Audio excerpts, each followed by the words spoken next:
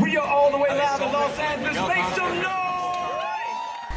While the world was watching a global Juneteenth concert in Los Angeles, in Galveston, Texas, the descendants of enslaved people are being run out of the last place our ancestors were freed.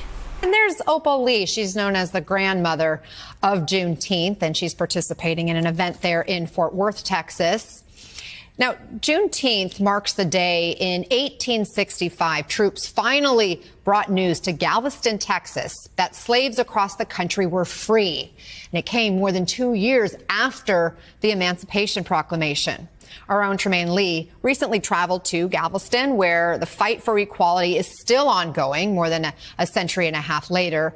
And the latest front is gentrification. And Tremaine Lee is here with us now. What an opportunity to explore really the roots of this day and to learn where we are today. That's right. I went down. The descendants of some of those folks who celebrated those earliest Juneteenth celebrations in the name of freedom and equality are fighting to hold on to that legacy, but also fighting to literally hold on to their communities. I went down to Galveston to learn more. Check it out. You're here on the southwest corner of 22nd and Strand, where the Juneteenth story began. It's been 157 years since the very first Juneteenth celebration, here on the island of Galveston in Texas, where the last of America's enslaved Black people were finally freed.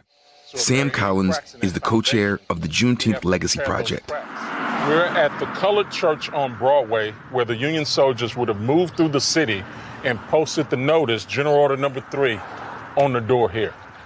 General Order Number 3 required absolute equality, but for Galveston's Black community, equality has been anything but absolute. People talk about Black Wall Street in Tulsa, but there were many communities that were successful outside of those stories of places that were destroyed.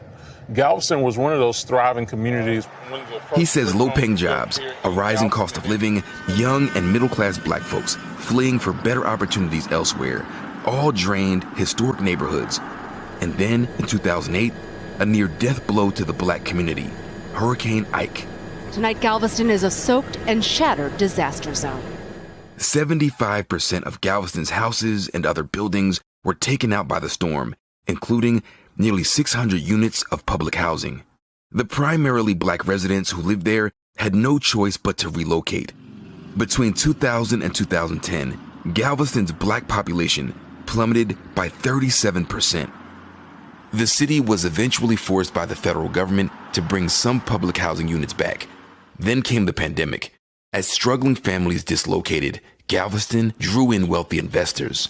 So many of the homes that used to be occupied by Black families are now short-term rentals. Black families moving in? No, I have almost never heard of any Black families moving in at all. Generations of June Pulliam's family grew up in Galveston, in this century-old clapboard house by the Gulf.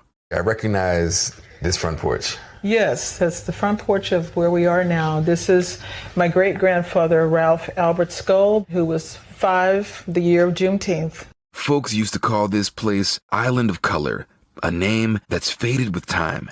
I guess what's at stake is just the preservation of this very important history.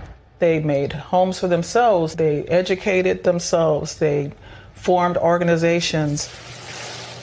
I want to bring back Black folks having some economic influence on the island.